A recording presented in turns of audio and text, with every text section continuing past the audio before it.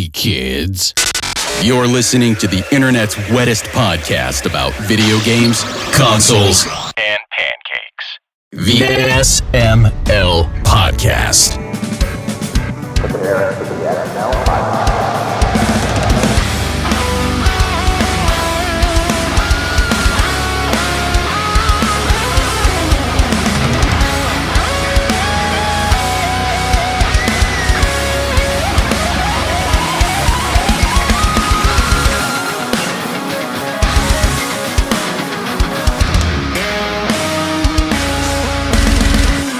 What's up, everybody? This is the SML Podcast. I am your host, Joe. It is a PartyCast, and it's a fun one this episode. Chris Taylor is here. How are you?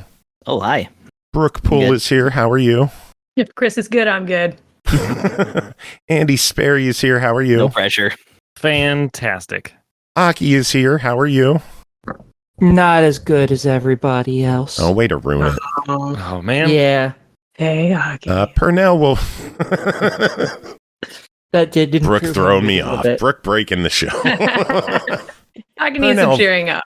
Pernell Vaughn will be here in a little bit. He's got some stuff to attend to, but he will be here in a little. Until then, we've got a fun guest joining us on this episode.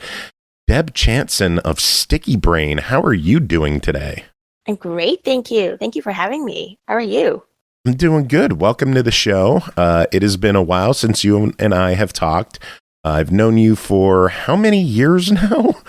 Do we go back chatting with each other? Like 10? Something crazy. It's been a long time. Yeah. Yeah, I first talked to you when you were working with Vector Unit, the awesome team behind Beach Buggy Racing and Mousebot and stuff like that. And now you have left the studio. You were with a new studio, a new team. Tell us about it. Tell us, what are you doing? What are you up to? And what brings you to our goofy little show? Well, thank you. I am now the writer and narrative designer at Sticky Brain Studios. We're working on a great project called Rooster. We're looking to launch Q1 2025 in time for Lunar New Year. And it's because the game is about the animals of the Chinese zodiac. So it's all a connected theme. So I wanted to reach out and when I was leaving Vector Unit, Joe, you had said, yeah, come on the show when you've got something to show. And I was like, okay, I will. There was nothing for the longest time because, game development takes forever. Yeah. Yeah. But now we've just come off going to GDC with a booth, and we have a website. We have a Steam page. You can wishlist the game. If I can tell you about the game. Give us all the info. What is it all about? I see that it's okay. The website boasts that it is 12 games in one. What is that all about? It is. Yeah. So Rooster is a point-and-click narrative adventure. We're aiming for Steam. We're confirmed for Steam at the moment. We've applied for the other 3 major consoles, and we'll find out how that goes shortly. But Rooster is this beautiful adventure. I really want it to be like an emotional, engaging story. What happens is you, as Rooster, are a terrible party guest at the Lunar New Year's Eve party, and you're so terrible that you make Rabbit cry. And if you can see it, Rabbit's the character behind my shoulder here. Nice. So Rabbit's super cute, and you're like, you're like the worst party guest ever. And Dragon sends you back in time to ancient China to learn some life lessons, and you get pegged proverbially to this human family named Little Dove, and then his family and his life milestones create these beautiful scenarios for you to make amends with your zodiac animal friends. So as you're going through the zodiac calendar, you're jumping 13 years ahead into the future, and so each level of his life is a chance for you to play a different mechanic in making up for your horrible behavior. And then the way that you go through the levels is like how you get closer to your time again. But we've got hidden object levels, and there's cooking, there's a dating sim, there's tower defense, there's garden design. You just won me and Brooke over. I was Thank you. I was in at Chinese Zodiac, and I'm staying for the cooking and the dating sim. I thought I saw some cooking stuff going on your website. Oh, Come on, totally, Brooke, you were totally. there when you saw the bunny. Actually, not gonna lie, I am a rabbit in the Chinese Zodiac. If you Nice, must know. Nice. I don't know what I am. We're our team is a total bunch of foodies.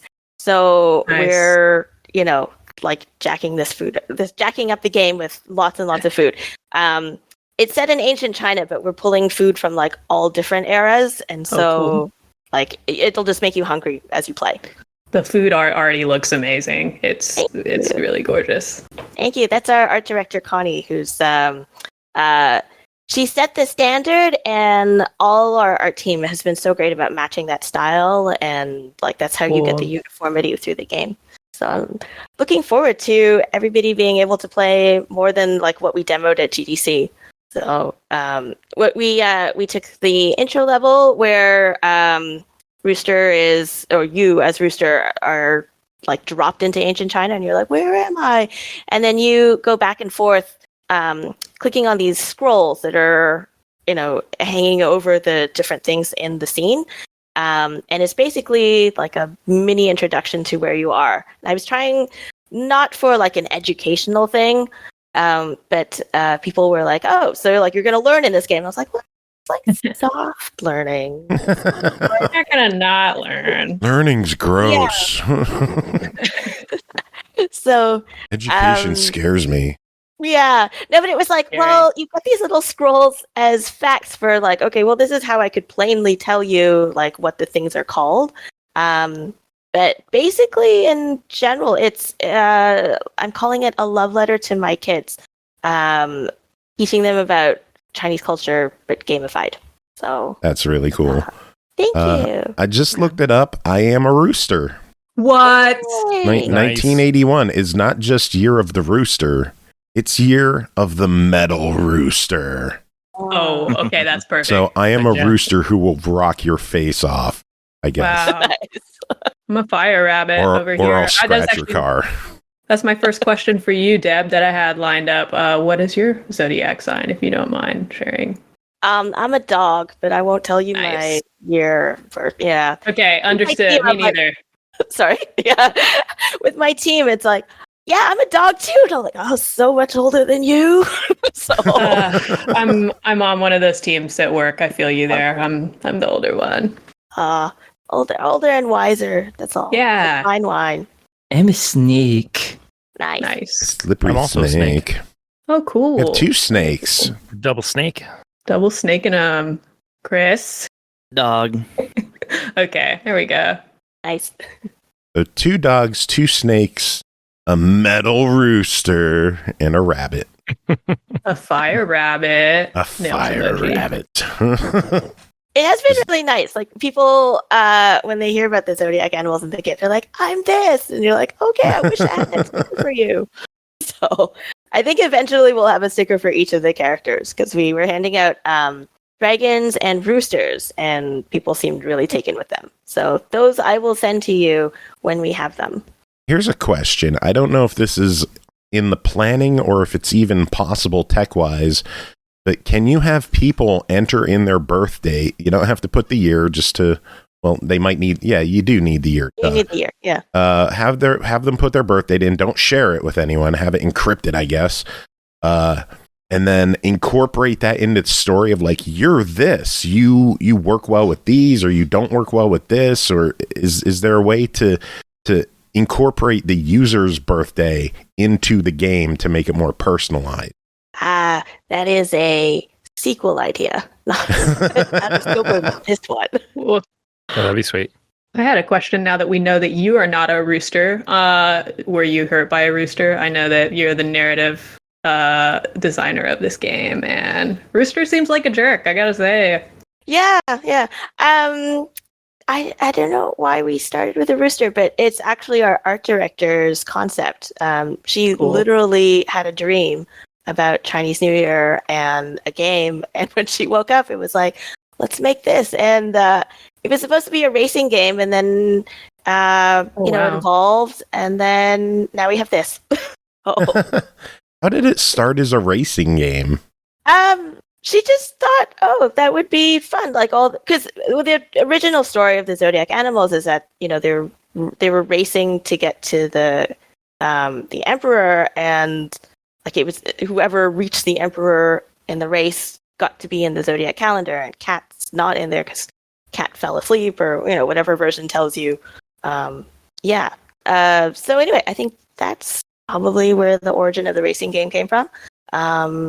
But they, as Sticky Brain, applied for funding, and the feedback came back as, the levels seem a little disjointed for what it is at the moment. And then I got hired to bring this overarching great story together. Oh, cool. And I'm really grateful for the opportunity because, it is what it is now. And hey, we're launching. So you are the glue that keeps the story together.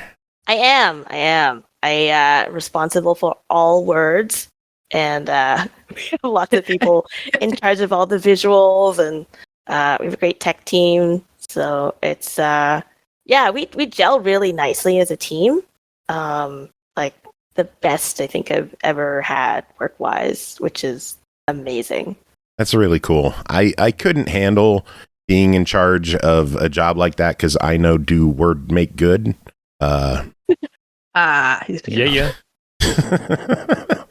All the types of games that it's you don't have to be wordy to make games. So it's just what I've made it because I'm using all my best jokes. It's very verbose.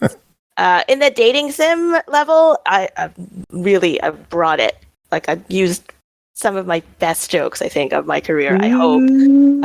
If they anything you could share with us, and any sneak previews of a joke. Dad jokes. No, I'm gonna save them because we're actually doing rewrites at the moment. So it's all in spreadsheets and getting localized. So I'm like in the weeds. So how big of a script does a game like this command? Jokes. Sorry, what was that joke? How big of a script does a game like this demand?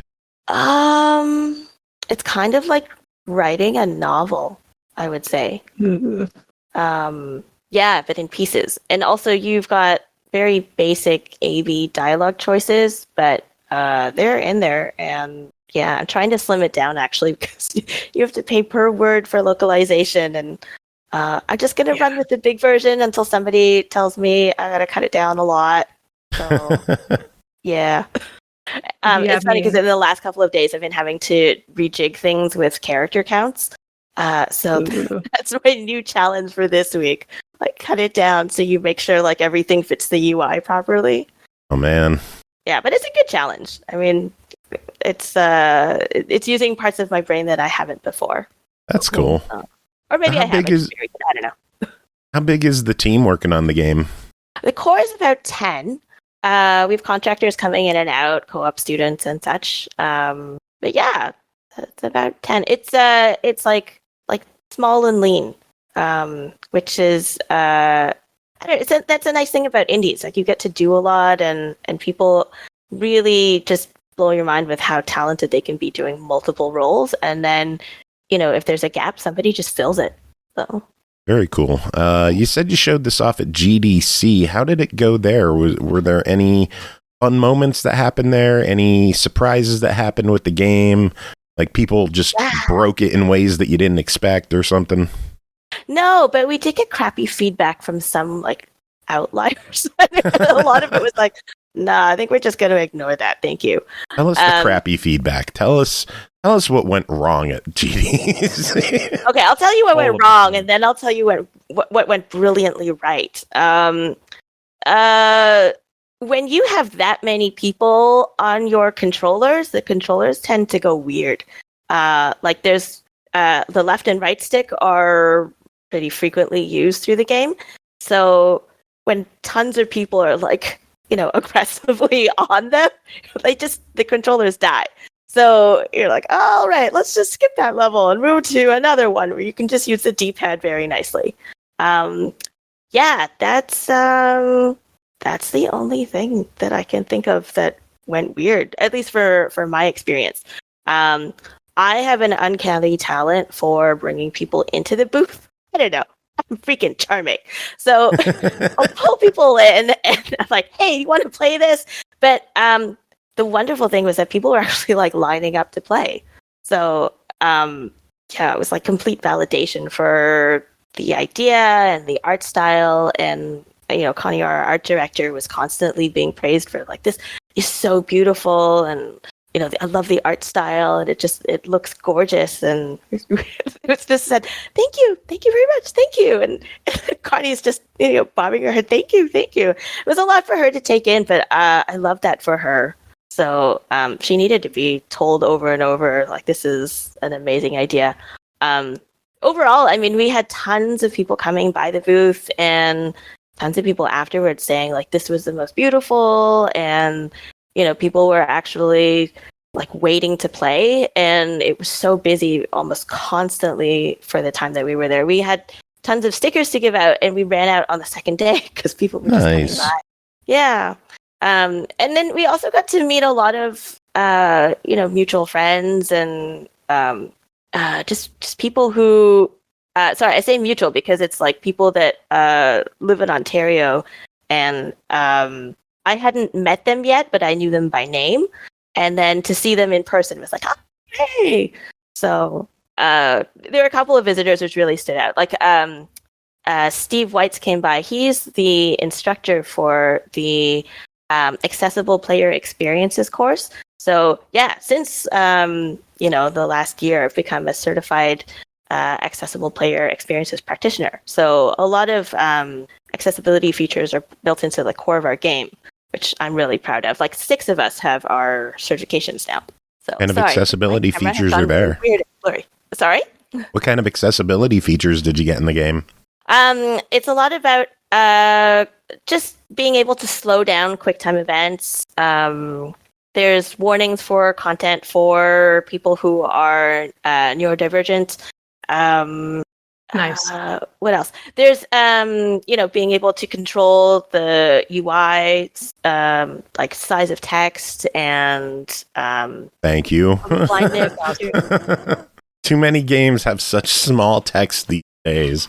Yeah, I'm not in my 20s anymore, people. I can't read that shit. Yeah. We're trying as best as we can to like envelop these features into the core of the game, just to make it as inclusive as possible. And also, this team has a lot of members who have disabilities of their own. So, we're trying to like accommodate for ourselves as well as the general public who really want to play. And we're going to make every effort we can to, make it as welcoming as possible. Very nice. You say the game is about a year away right now? Early 25, you're thinking? Yeah, it's less than a year actually. Because we have to be done by, this year anyway, like Q3 is when we kind of have to wrap up, and then it gets handed over to like localization and QA. So, oh, wow. That's coming right up. Yeah. So, but we're full steam ahead, and it's just, it's fun. It's we're not. I don't think anybody ever looks for crunch, but it just we're doing everything to avoid it. But I find myself actually working the long hours because I really enjoy what I'm doing. Awesome. This is probably like the most rewarding project I've ever been on, like being in TV and short film and video games. And really, is it work if you enjoy it? It's if you get paid, then it's working. It's great. Speaking of things that are great, Pernell Vaughn is here. Pernell, welcome to the show. Hey, how's it going? It's all up in it.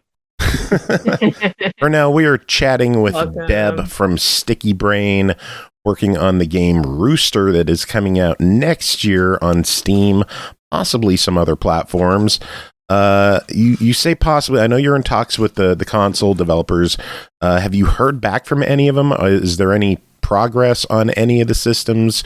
Are you aiming to get all 3 at once, or are you going to stagger if you have to? We're gonna try for all at once. There have been positive feedback notes. But that's all I'm allowed to say publicly at the moment. We did have a lot of console staff come by the booth, and they're like, "This is on our platform, right? This is on our platform." Cool. So that was nice. It's cool when they come to you and they're like, "We're getting this, right? Please." Yeah. No, that was a part of it, being, just having that validation for the 3 days that we had the booth was just amazing. Because you're not working in a vacuum so much on your own, and you're with your team, but like the outside validation of like, oh, this is so cool. And actually, one of the best stories is one of our executive producers is a college professor, and she had encountered this girl from NYU who wasn't sure if she should make her culturally based, Chinese folklore game. And she saw our booth, and she's like, "Oh, I can totally do this." Like, oh, that's amazing. Very cool. Yeah. That's incredible. Yeah. Does anyone else have any questions? I feel like I'm hogging the floor. Ooh, I had a question. What did the matchmaker duck say to his client? I'll be No, your you don't have to wingman. answer that. Oh, yeah. Oh my god! But that has to be it. Thank you, I'm Please happy. tell me that's the actual answer because that was great. Yeah, Nailed it. thank you. I'll be I got a your big wingman. smile on I my am face. I had a more sold. serious question. I'm obviously I love food and I love the food art, but I'm most excited about like the narrative direction of the game. I'm a big visual novel nerd. I'm wondering if you had a favorite visual novel or if you have any games that really inspire that drive for you to make this. I was pulling from all different influences. So I can't say like, oh, like that one really like nailed it for me. I would say now, I love Venba, the game about the Indian family, and It's just like beautiful. Cooking, and I got to review that for the show and I absolutely loved it. It was so cool. Yeah. I actually got to go to the talk by the main writer and developer, and it was nice to hear. I stood up for a question at the end, and I was like, I just wanted to know, because we're making this cultural game, like, did you experience any like racial backlash? And he's like, no, I didn't actually. Like, there's a space for cultural Nice. games that's opened, and I was like, oh yay. Oh, That's really cool. yeah, but some of the games that I've really loved so far in the past few years, like I loved Dordogne and Mitazioni in the flow of things. I'm actually on Coral Island at the moment, and like the Cool. beautiful art style is really speaking to me. But I've actually tried to make Rooster kind of as unique as possible. Like the mishmash of the 12 games in one is, it's because like I get so bored doing the same thing over and over. And usually as a narrative designer, you get the mechanics, and then like you have to make these things make sense. And this was a lovely ground up kind of project for me because I got to do all the mechanics planning myself. So it wasn't like, make this fit in like what's already a box. That's so It was cool. like, I went with what I could get away with. So I want to play a game where the mechanics are designed by the narrative writer. That sounds awesome. thank you. Yeah. So there's a whole bunch of game varieties in this. Is there anything that's like really off the wall that no one's going to expect? Like, what's that genre doing in this game? I'm hoping that people don't have that reaction because I've specifically kind of planned what the activity is in the context of what you're doing. Right. So, for example, the snake level is the one that we got prototype funding for, and like I say, that's probably like my favorite level at the moment because your human is 65, and then you're helping Snake babysit his granddaughter, and so you're going through this marketplace with all these hazards, but you're using Snake's body in different shapes to protect her.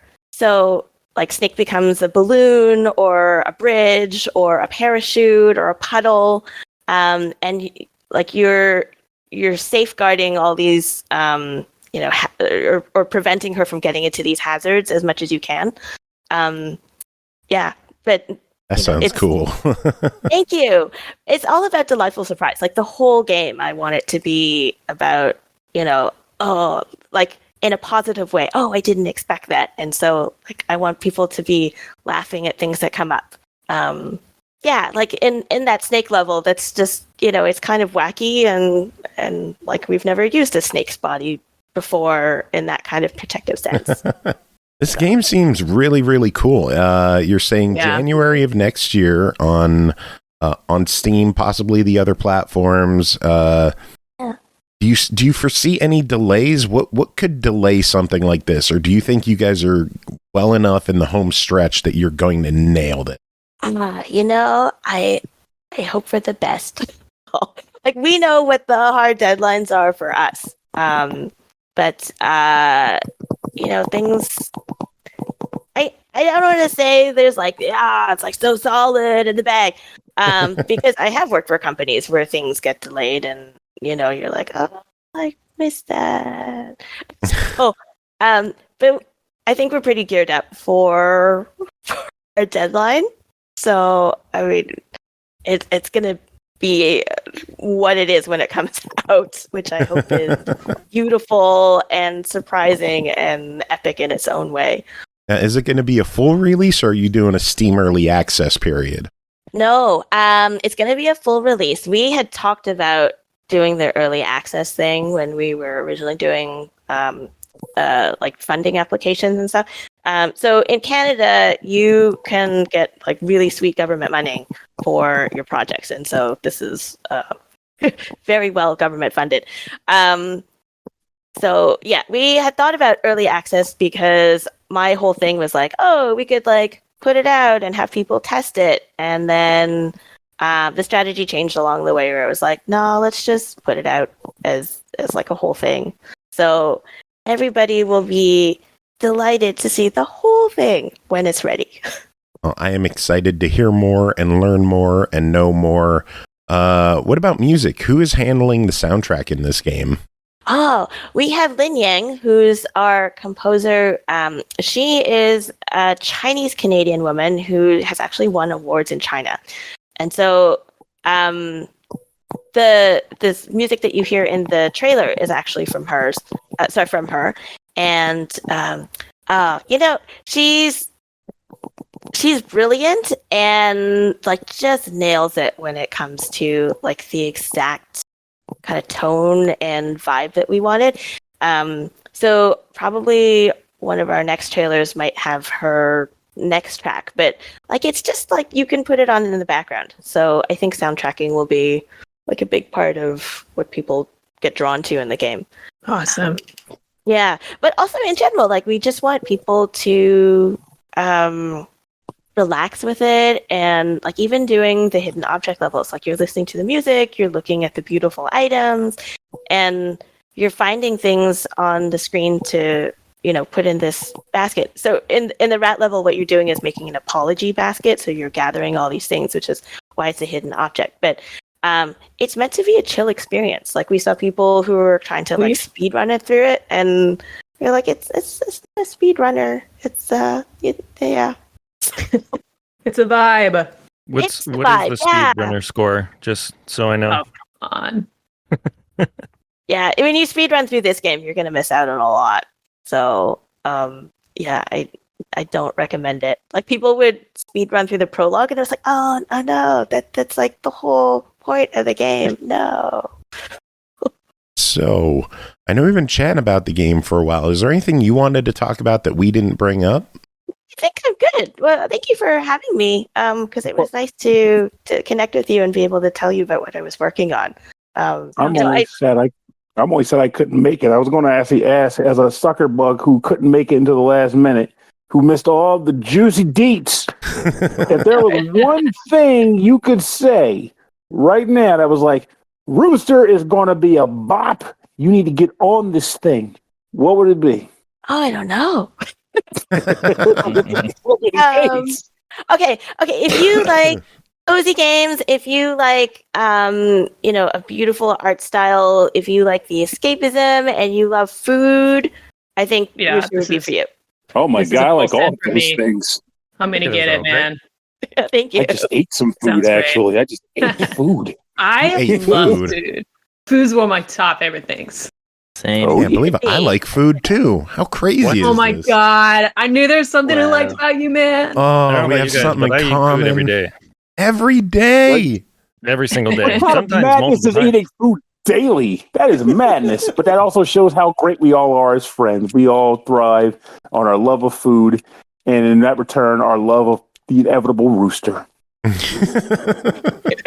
Pernell, do you have any other questions? I feel bad you weren't here for the chunk Poor of the Pernell. discussion. What You missed a what good else one, do too. you want to know Really? about Rooster? Admittedly, the only reason I'm not asking anything is I feel like it'd be redundant if I asked something that you've already said on the show proper. So I don't want to like pad out added details like, oh, I already talked about that late guy. But How about Pernell if could we be give like, you oh, one tell us about shot? the mini games. No, we already talked about that. Okay, tell us about the Yeah. influences. No, we already talked about that. Okay, tell Just us keep about going, the indefinitely. music. No, we already talked about that. What didn't you talk about? Keep guessing. how many mimes are in the game? It's about 10 core.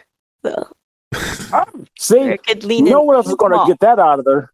No one's going to. There's mime representation in this game. No one else would have learned that. That's SML, baby. We talk about mimes. That's SML, baby. Oh, we have problems.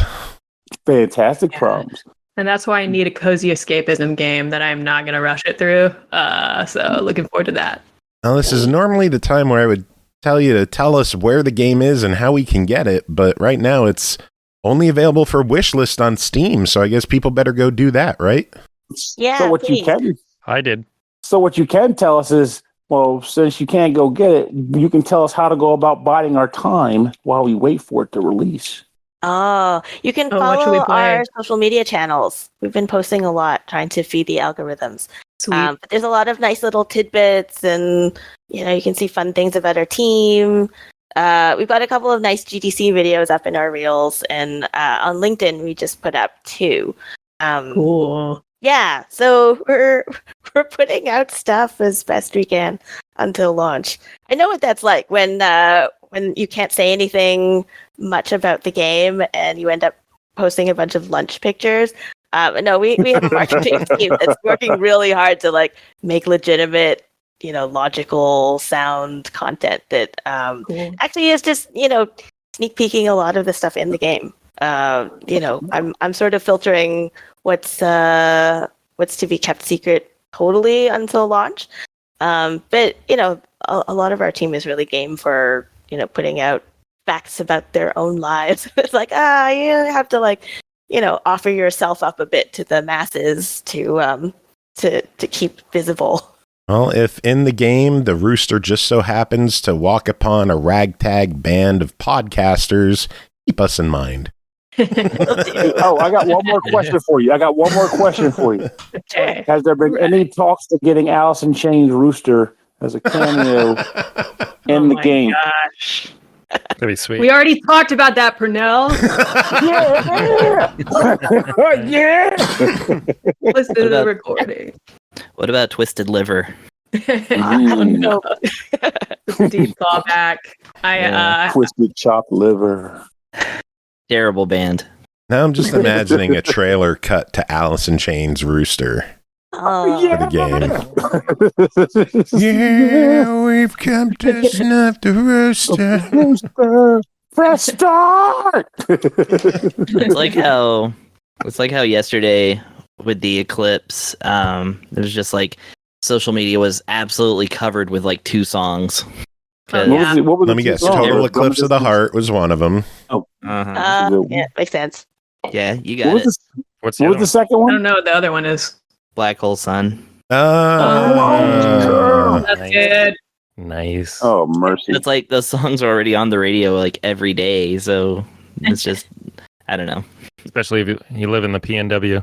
I would just say I only saw one Berserk reference in the entire thing. I'm like, come on, people. See, the good radio stations would have just marathoned It's the End of the World as we know it, and I feel fine. Ooh. And I feel fine. I think the only joke I made about it using another thing was the Castlevania Aria of Sorrow shot of the solar eclipse that happens in 2035, which, by the way, is a real thing. Oh, Oh really? my god. Yeah, Castlevania. Japan will have a solar eclipse in 2035, and the game is accurate in that. Don't tell Marjorie Taylor Well, now Greene. Oh wow. Now we have Don't something get to look worried. forward to. I hope she's not alive in 2035. Oh no. Well, I mean that paste ain't gonna eat itself. I mean, come on. Yeah, exactly. All right. On that note, Deb, we are going to let you get going. Thank you so much for joining us and hanging out with us. Thank you for having me. It's awesome meeting you. You'll have to come back later on in the year when the game is closer. Yes. Maybe next year when the game's ready to go. We'll get you when the game's hitting Xbox because we love our Xboxes on SML. Thank you. Yeah. Do you have any other comments or words before we wrap Not this at the up? moment. No, thank you. But I will send you stickers when they're available. And when we have something closer to launch that I can actually have you play, I will pass that along as soon as I can. Very awesome. Yeah. Sweet. Keep us posted on Rooster plushies. Oh, yeah. Oh yeah. We're actually thinking of in the snake level, Baby has a really cute hat. And so, you can see it on the back of my shirt. Hold on. Cool. Noise. Oh, nice. Yeah, I saw so- the image. That's awesome. Thank you. I want that hat. I would buy it. Thank you. Anyway, I'll see you again soon. Thank you so much again for having me. And have a great night. Have a good one. Thank you again for joining us. Yeah. It was a pleasure. Later. That was awesome. That was fun. She's good peoples. I'm glad she came on the show. Like I said, I She met was her awesome. when she was working at Vector Unit, and we just kept in touch when she left the studio, and we just chat, and I told her if she ever had a new game to talk about to come on and chat with us, and that was the result, ladies and gentlemen. We just had a chat. That was it. Hey, Joe, you know that new game you mentioned you wanted to hear about? Well, listen to this. And you did. And it was That new game you want to hear about? Yeah, we've come to snuff the rooster. Oh my god. I'm gonna give their social media account some love. I already retweeted a Rooster tweet, and I really want to wait till the release date drops and then be like, "Here comes the Rooster." Right. All yeah. right. So is there anything else anyone wants to talk about, or are we good to dive into reviews? Because we've got a handful of games to talk about tonight. Is there Let's do it. Rain's is there picking up no- around here, so Let's go. There's no game news that could be discussed, like one random thing. Well, Not news all is of it, usually on the other episode. Yeah, but I haven't talked to people much because I'm a freaking hermit now. So Aw, Is Pernell that- wants to is that talk. one? Pernell, my is that rabbit one is ray? doing really good. My baby. Oh, He's doing he's pretty doing good. okay now, right? He's getting better. Yeah, that's your nephew, dude. So Hey, I'll take it. I'm good for that. I'm in. My nephew duties. Come over there with a little floppy head self. Like, hey, buddy, it's old Uncle Pern. What you doing? Got some carrots for you. What do you mean you don't like carrots? Stereotypes. Yeah, I get it. I understand. Bugs Bunny does that to people. He screwed us. He screwed a generation, multiple generations over on that. oh my front. god, yeah. and here's the thing. That's not even carrots that the voice actor was chewing on for the Was for it the skull? part. Oh, what were No. Celery, because that made more of a sound. Plus, wow. he didn't like carrots. That's actually a pretty cool tidbit there. I didn't know that. they? Like Yeah. celery, carrots. Yeah. What's up, My mind guys? Mine is Water. blown. I wish I liked celery more than carrots. Sheesh. What? I like celery, all right. I think it's good. More than carrots? Underrated. Oh, I'm slightly allergic to carrots. That's kind of fun. Andy, no. that's no, not fun. What are you talking about? I mean not That's fun. changes What about you having an everything. allergy? Not fun. Just love the Andy. No. No, No, Hurt my carrots, Andy. What about curry? You miss out on delicious curry. I can still eat them. I'm just slightly allergic. You know, it's not Thai bad. curry Yeah. usually doesn't have carrots in it, so you're safe there. Okay. Unless bamboo is bad for you too. You want to know what I was eating before? Peanut butter. What? Peeps. Goal? Yeah. Peeps, courtesy the lovely Brooke Pool, who sent me Oh, and Ashley a little care package for my birthday. Thank forgot you. I gotta ask though, were they nice. special flavor, please? Were there like any weird ones, or were the Just, you get the just Dr. normal Pepper? yellow They're peeps. That's all I needed. I They're don't all need regular the special shit. colors. I don't need this, like, just standard all about Peeps the is all thought. I need. You don't need them, but you might want them. Yeah, so Yeah. I tried to make my own peeps last year. I don't know if y'all saw that. I shared some pics. I almost said peeps again. God, they're pretty good. But you said you tried to make your own peeps? Yeah, I'll show you some pictures. I did chickens, like actual peeps. Then I have a sheep cut out, and of course I had a rabbit. So Oh, I do want to see those because you might not know this about me, but I was the peep addict for many, many years back in like high school and college. I was notorious for going out and bugging all my friends in college to let me borrow their car, take me out in cars to go all around town, to hit up all the clearance stores and buy boxes of packages of peeps, not boxes of peeps, boxes of packages of peeps. And I took my closet and stacked them in the closet. wow, I thought I was the Easter goth around here, but somebody give me a run for my money. This is intense. Yeah. So let me ask you really quick. For peeps, there's kind of like that crunchy sugar outside almost. Is that a make or break thing, or would you still like them if they were just a marshmallow? This is the whole. Well, if they're, I mean, I feel like the marshmallows largely what makes it a peep. You need the sugar outside, the little crusty shell. Without that, you just got a shaped marshmallow, which is delicious. Don't get me wrong, but it ain't a peep. It's just a mallow. Follow-up question: what's your favorite peep? Do you have a favorite peep? I like the blue chicks because they remind me of in Stardew Valley. You can eventually get those. So Now the question that there's a follow-up to that: the blue peeps, as in like regular flavor, but they're colored blue, or the blue raspberry peeps? Whoa. I've never had the blue raspberry, and now I need them. I'm eating a peep right now. Look for them. They're delectable. Need them. So good. Peeps. Me, the best peep they ever made to this day, and they discontinued the damn things. And I will never forgive the Just Born company for doing it. Is the strawberry eggs? Those things were crack, cocaine, and methadone in one thing. It was insanely good, and I was obsessed with collecting as many boxes as I could every year. The vanilla That ones sounds were like there an too, egg, but they though, were not a weak. peep. Well, they were shaped like that thing. So there was a period where Peeps did marshmallow peep eggs. Basically, the eggs that peeps hatch from. Thematic. And they had two flavors initially. They had strawberry and vanilla. And vanilla was okay. It was okay. The strawberry was a game changer, largely because, fun fact, the strawberry and vanilla Peeps eggs were the first official flavored Peeps. Before that, it was just the sugar. So it was a game changer in all the right ways. And I was an addict. I love them so much. And nothing's come close to being as good as the eggs. Dang, I want to try those. I did an Instacart order of a bunch of Easter candy because I was just wilding, and I meant to get these Peeps that were like chocolate covered because I'd never seen those before, but they brought me the regs instead. Joe was the chocolate covered. I think they look like a duck, like a little baby chicken. Can I change my answer from earlier though? I just remembered that my real favorite Peep is Chris. I thought you were going to say the Peeps you made along the way, but then you went with Chris. Did. That's even better. I was waiting to say Chris, and I almost changed it the last second. I was like, "Wait, no, I gotta stick with Chris though." I'm honored. Unless you said crisp with a P at the end, and I was like, crisp. No. Well, I mean, if you put a dab of chocolate on your head, I mean, there you go. Yeah. With a crisp, like Chris with a crisp. That camera made you look pretty crisp. Aw, thanks. So there you go. Agree. That looked good. Some crispy crisps. Right, crispy crisp. I'm sold. Nobody else answered but their flavored Peeps are. Are you guys all, anti-Peep over here? You don't eat Peeps? I'm just looking at different Peeps online, and there's apparently chocolate pudding Peeps. There's Dr. Pepper Peeps. There's birthday cake Peeps. Dr. Pepper?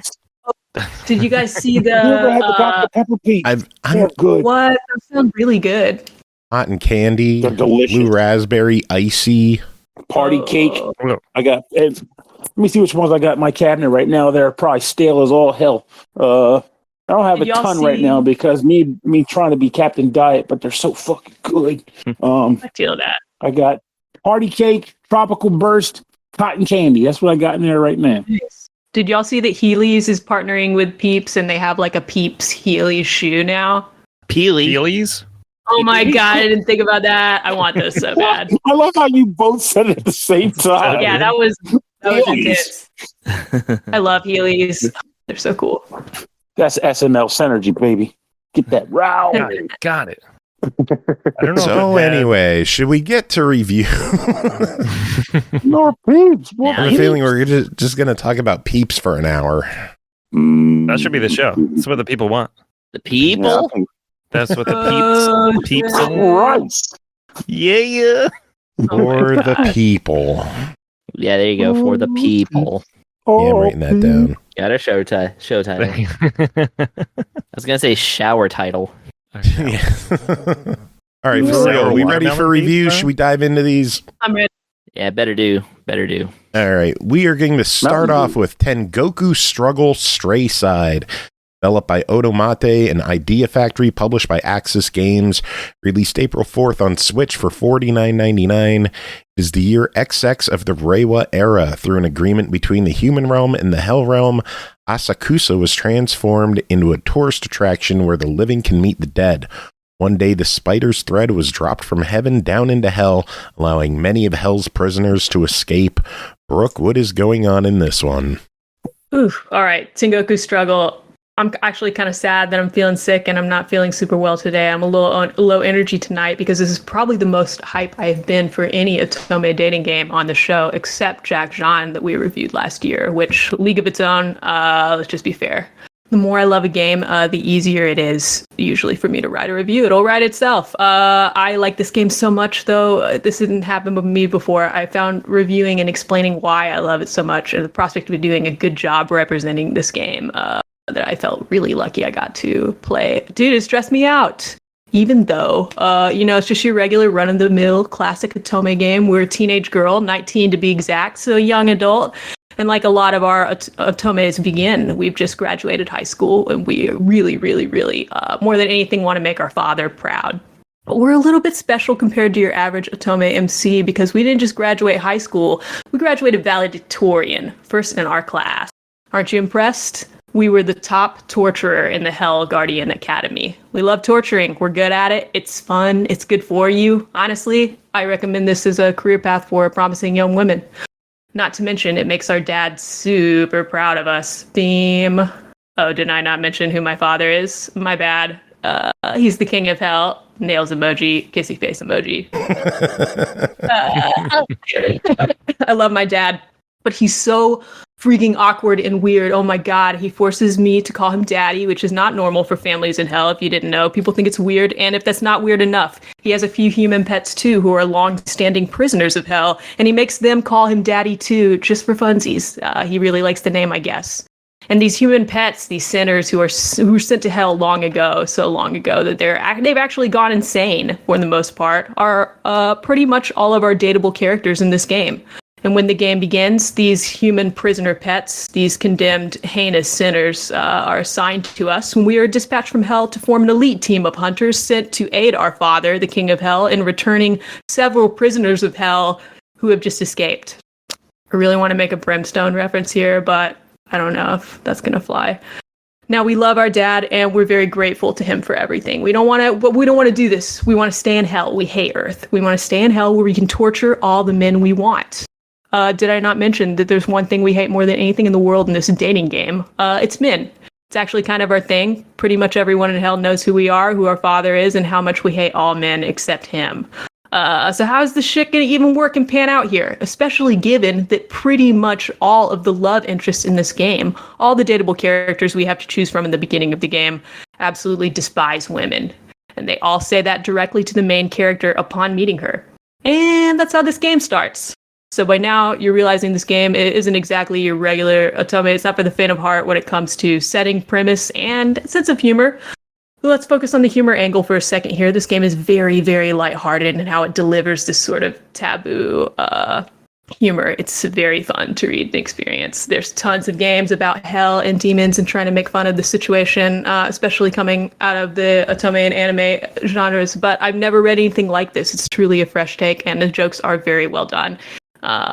this is the funniest Otome game I've ever played. If you found Cupid Parasite funny, Variable Barricade, you would probably find this game far more funny than those, and just generally more fun to read. And though it's about shocking concepts, it is never just using like, oh hell, misogyny, murder, torture for shock value alone. Every time one of these subjects or one of our weird King of Hell dad pops up to give us a laugh, there's a joke attached to it that actually makes it a joke. We're not just like, LOL, our dad's Satan. We're like, LOL, our dad's pretty much Satan, and he's very similar to Bomber Chorizo from Cupid Parasite, except very problematic and just not an okay dude. And when he speaks, he's holding up an animated skeleton arm that does different things in the background depending on his tone. No reason at all, just for fun. Hard to describe, but very funny and cool. This game is out there. In this game, he also has a line of merchandise on Earth available for purchase if you're a fan. People love him. But this game isn't just funny, it's also incredibly heartfelt and deep once you get into it. You'll be laughing, you'll be crying. In this game, I did a lot of both of those. And I did a lot of both of those in the same scenes. We're not just in hell for the surreal, edgy laughs alone. We're in hell because it opens us up to talk about death, life, memories, identity, guilt, penance. And at some points, we discuss what crimes that governments and religions plan to punish us for are actually even wrong to begin with. This game, people were talking about whether it would be localized over here because some of the themes in this game are straight up controversial in Japan, and over here for that matter, especially for coming-of-age romance novels for young women. When we are learning about the different levels of hell, we learn, I don't remember what it's called, Crushing Ghost Hell, Screaming Hell, Eternal Hell's the worst level. Anyway, I think it was Crushing Ghost Hell. When we're touring hell at the beginning of the game, we learned that this level of hell was historically through the ages specifically reserved for homosexuals. But now, as the times have changed and homosexuality is no longer formally recognized as a crime, things down here had to change in hell too. But we can't just change things all willy-nilly here in hell. Unfortunately, there's a lot of legislature to wade through. There's a lot of red tape to work around, a lot of BS. So now we've changed the level of hell. We did the best we could. We changed it officially to, this is a direct quote from the game, get ready, homosexuals who have also happened to murder someone. Hey, best I can do here. Okay, the Jersey guy was me again. I'm really good at that voice. Sorry. Last year, I think you're seeing how I'm feeling about this game. And I want to go into rating if you're ready. Yeah, game's $50. What are your thoughts on it? Well, last year, my Otome game of the year was definitely Jack John, even though we finally got Birch Evermore over here too, and my next life is a villainess. It's insane. We are eating good, as they say. Given that, it brings me incredible pleasure to say this year, if any game comes out on top of Tengoku Struggle Strayside for me as my game of the year for Otome, I'm going to be very surprised. And either way, with this release, it is already shaping up to be a fantastic year for Otome. So sounds like a buy it to me. Oh yeah, I really loved it. I hope you buy it. I was thinking about the official rating for the game, and I was wondering if you would let me call it a must buy for Otome players specifically. So I think it's an experience they would really want to have. And you could word it however you want. Okay. So your verdict is? Please buy. I really love it. Buy this fucking game or else. It sounds whack, and it is, but it's just so much fun. Cool. All right. Any final thoughts on that game? Nope, that's it for me. All right. And I guess that is it for you. Since you're not doing too well, we're going to let you get going so you could rest up and enjoy the rest of your night. Sorry you're not feeling well. Yeah, that's okay. Thank you so much, you guys. I guess I don't have a game for next week yet. Maybe we can get one well into it, but I'll come to hang out and support next week and hang out with you guys. Yeah, next week is our final show before VGM Con. Oh, yeah. Whoa. So next we'll have a show Thursday, next Tuesday, and then we're off for like a week and a half. Oh, yeah. And since I'm feeling kind of gross, I didn't pop my camera on earlier, but if we ever have a thing like that again where like the developer, whoever we're interviewing wants to, give me a heads up. I'd love to join so they just feel a little more greeted. Let me know. All right. You got any final words before we let you go?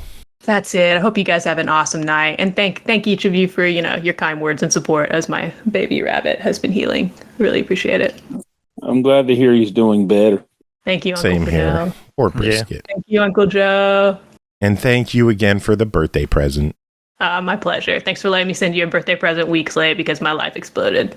By the way, that brownie bar, those are good, nice and chewy. It didn't last. It did not last.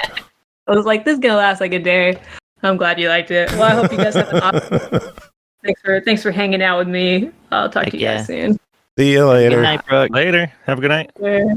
Next game to talk about is Inkbound, developed and published by Shiny Shoe, released out of early access April 9th on Steam for $29.99, a turn-based tactical action roguelike from the creators of Monster Train. Play solo, co-op, level up, create broken builds, and save the Athenium, or the Athenum, or the I'm not even going to try it. Chris and Andy, both of you played this. Pernell, I think you played it on your own as well. Who wants to start and chime in? I could start. That's fine. Go for it. Okay, so Inkbound is a kind of a isometric top-down, turn-based roguelike RPG. It's kind of it also follows like a narrative kind of thing, so it's kind of a mix of like a lot of things that are going on right now in terms of roguelikes, like exciting stuff. I'm not like, trying to paint this with too broad of a brush, but yeah. Don't bump. Nice. Yeah. Well, it actually reminded me, even though it's turn-based, it reminded me a lot of that King Arthur game that I played recently that I can't remember the title of, so great. The Broken Excalibur, that's all I can remember about it. But, so yeah, I was just kind of like, oh, this has a lot of similar elements to that. I guess this is like a thing now. And I think it's because, like, they both have similarities to Hades, which is, like, the most popular roguelike of all time, so, Knight versus Giant. So as the Broken Excalibur is what I was just going to tell you that too. Yeah, thank you. But yeah, in this you play the Needless, which I keep pronouncing. I keep reading it in my head as Needles, because yeah, I don't know. I have this weird thing where I say needles to say instead of needless to say, and like that's just a personal quirk I've carried with me for many years. And now it's like come back to bite me because now we got a character who's basically called Needless, and yeah. So Needless is a character that you yourself create or pick from a face generator kind of like list. What you want him to look like. It's very kind of no face kind of thing. Like you pick features, but not like an actual face. Like it's just kind of stylized to be like that. And so, there's like a pool to choose from, and you can also choose your class, which is extremely important for this game. Therefore, when I played this game, I actually did a run or two as every available class that, well, it's called something different than class, but I'm calling it class for the purposes of review. And yeah, so like basically you can, of course you start your run in a hub full of characters that you get to know as the game progresses, and each of them serves a different function, apart from storytelling. And, then you go on your run into the inky, whatevers. Like it's a bunch of worlds. I'm actually not going to try to go for talking about the plot right now.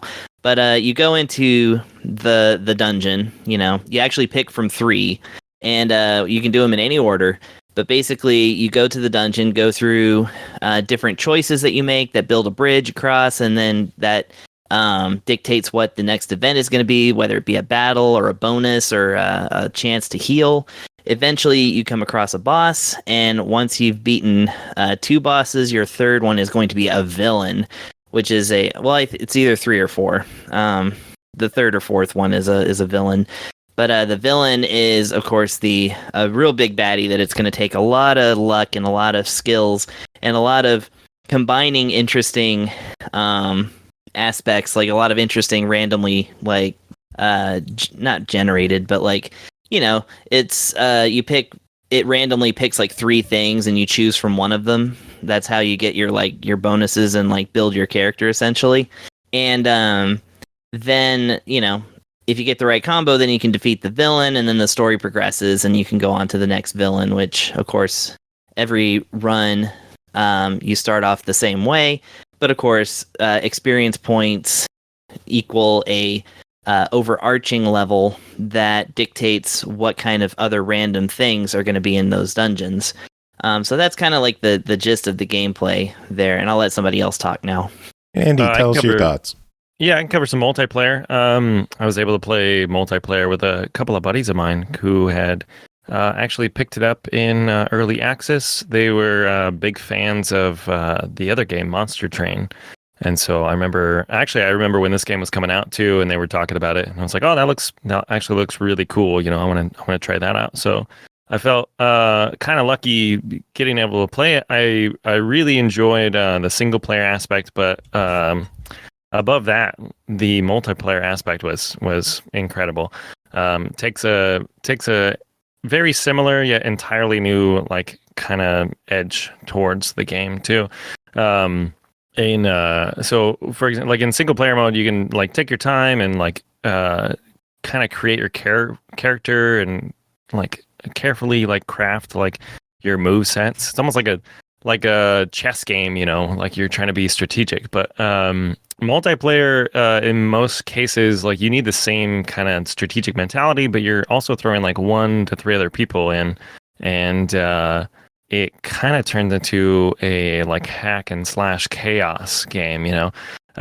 Everybody takes their turn at the same time, and so if you all don't communicate like what you're about to do, then it just kind of gets a little not overwhelming, but just chaotic, like I said. It's like at the beginning of this episode when we all introduced ourselves at the same time. Exactly, yeah. We're all talking over each other. So there's no undo button in the game too, because there's plenty of times I've picked something or done an attack and I was like, oh no, I shouldn't have done that. That was dumb. But especially with more people in there, there's things that kind of add up and play off each other too. So you have obviously like your different base attacks, and then you have each character with like their own kind of like elemental feel to it. So I mostly stuck with the first character who does a lot of like burning damage or heat damage. Magma Smasher or something like that. Yeah, I don't remember any Magma of their names. Miner. Yeah, thank you. There you go. Yeah. But he's the smashy guy. He's a smashy guy, yeah. So he was pretty cool. There was a lot of things in the game too that I actually had to like write down because, you know, they like I'm so used to games being like, this is mana and this is health and these are your attacks.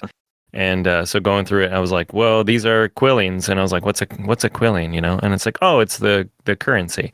Or what's a binding? And it's like, oh, it's the attack. Or what are stacks, you know? But yeah.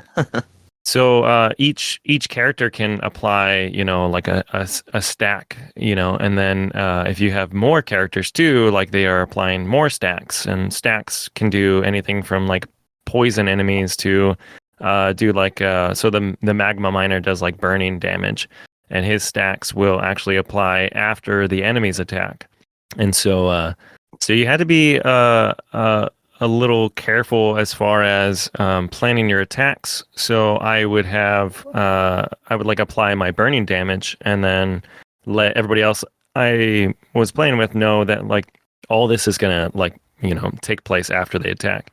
And so some people would come through, some of my buddies would come through and like debuff enemies. Some people who there's like tanky characters too. So if you have a tanky character on your team too, usually it's best to have them attack last. And so all the monster attacks are going for them, which is really nice too, especially if you have like low health or not as high defense.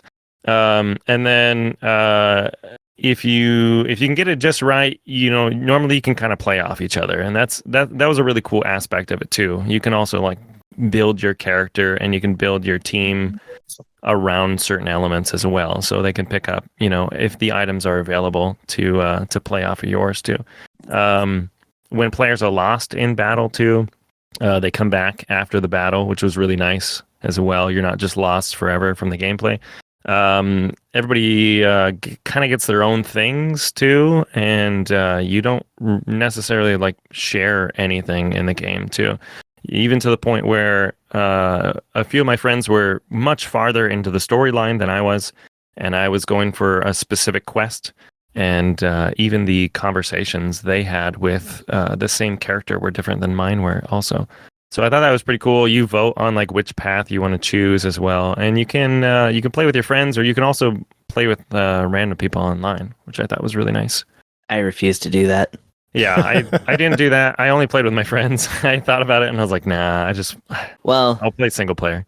I did. Andy did DM me last night, presumably to ask if I wanted to join in an online game, but I missed it because I was doing something else, so I didn't catch it till the next morning. I was like, whoops. So yeah, I would have played, but oh yeah, no worries, dude. But not with random people. No, never. I Never. will ask though, as a person who bought it because hey, it looks wacky, and also kind of has a thing about not playing with randos. Would you say that? Well, I guess that'll come up in your final takes. But do you feel as though it held the muster? It was able to pass the muster for being a solo adventure. Okay, I would like to take back over now. Yeah. Okay, so with roguelike games, and especially like, dungeon crawlers such as this, because it is essentially a dungeon crawler, even though it's pretty light on the exploration aspects, because you're kind of moving from just a room to room type of situation. But I find myself very much settling in to like a comfortable one type of way to play, right? Like I'll try the mage, I'll try the rogue, I'll try the fighter guy, and it's like I'll find out, okay, which one am I gelling with? Okay, I'll go with this one, and that's what I'm going to do forever for the rest of the time. This is, if not the first, then among the earliest examples of a game that is so well balanced in how they do things that I actually could not, and probably still cannot, decide which class I would want for this. And I will say I was actually really surprised that the I can't remember what they're called, I'm sorry, but it's basically the tank with 2 shields. So but the fourth type, and I'm like, okay, so purely defensive players, I don't have a lot of patience for. I tend to be more of a glass cannon guy myself. But the combo of skills that these guys load out with, and the way that they play with the upgrades and the additional attacks, which I've already forgotten, bindings, I guess, what you call them. Yep. They weren't kidding when they said you can build a broken character, because I took one of those shieldy guys, and after about 3 runs, I got this build that was so good, I took down an actual villain. And by the way, the HP count for one of the shieldy guys, without being modified in any way, is 50. The villain's HP count is 85,000. And it's not like you're doing like 10,000 damage per roll. Like, you actually do have to carve down gigantic, bars of health. That's the kind of game this is. And I was able to do it without taking damage with my freaking guy. And only because I happened upon a combination of things that worked so well that I was like, oh, I've built like an invincible machine of destruction here, and I'm very proud of myself. And I was like, you're not going to get that in every playthrough. It's fruitless to try and manipulate it to get that in every playthrough, because the game is so random. But just the fact that I had so much fun with every single build, including the mage, which mages and dungeon crawlers are not, that's like my least thing. I never do well with that. But yeah, I was just like, the solo experience is such that it's like, it's not just butting your head against a wall until you end up with like the loadout that kind of works. It's like, you can make almost anything work in this game, and sometimes it works too well. And but that's its own kind of fun, because you don't get to carry that into, like, once you beat a villain, it basically moves you back to the hub, and you've completed the dungeon, so you're gonna start with another fresh loadout. So it's not like you're just gonna break the whole game. You're just gonna like make that one playthrough like way awesomer.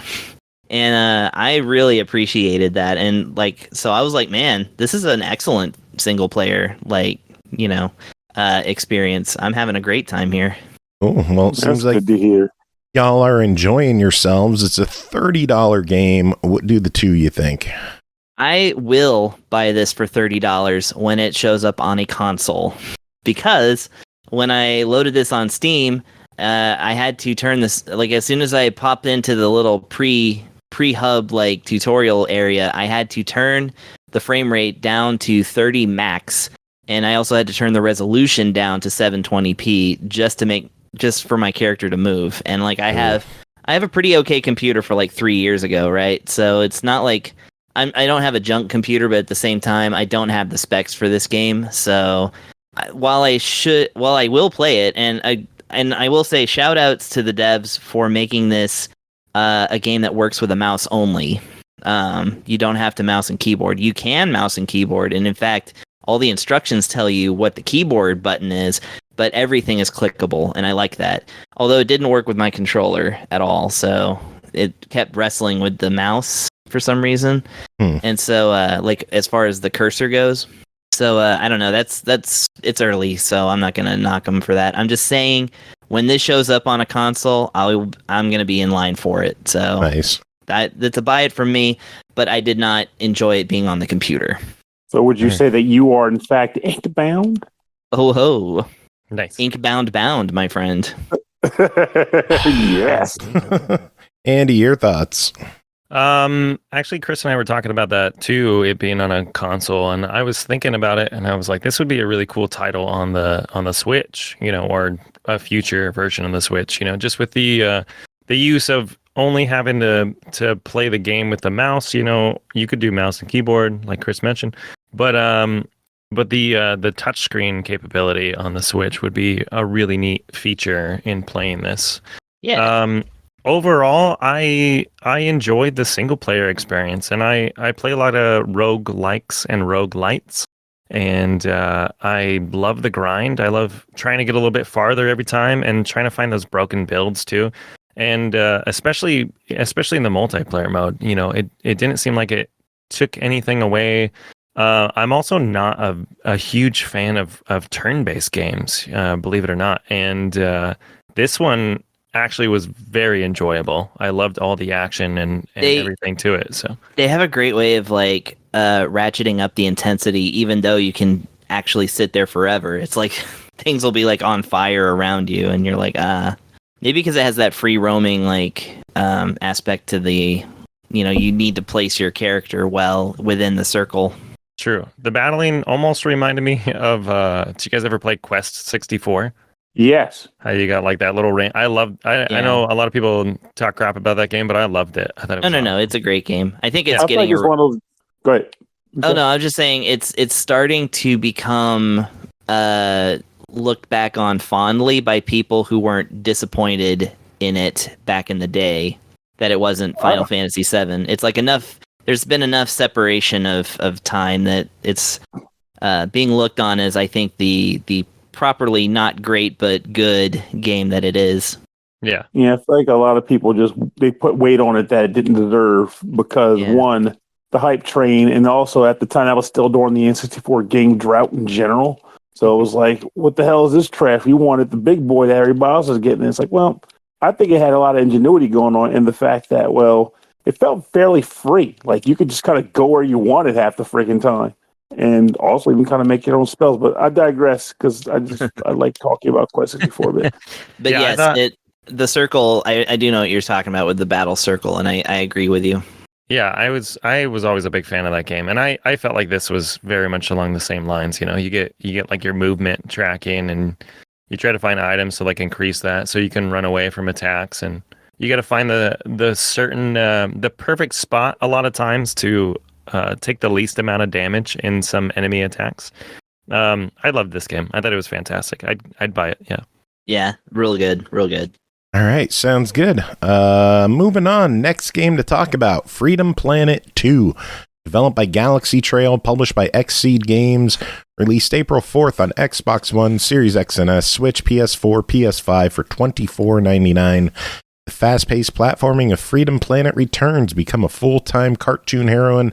Use abilities and items suited to your playstyle to explore the world of Avalice and defend its animal citizens. Pernell, tell us about your time Freedom Planet 2. So, if I remember correctly, the original Freedom Planet came out sometime around maybe 2014, 2015, maybe. It was on the Wii U. Yeah, it was on the Wii U even. Yeah, I think that's where I bought it at, actually.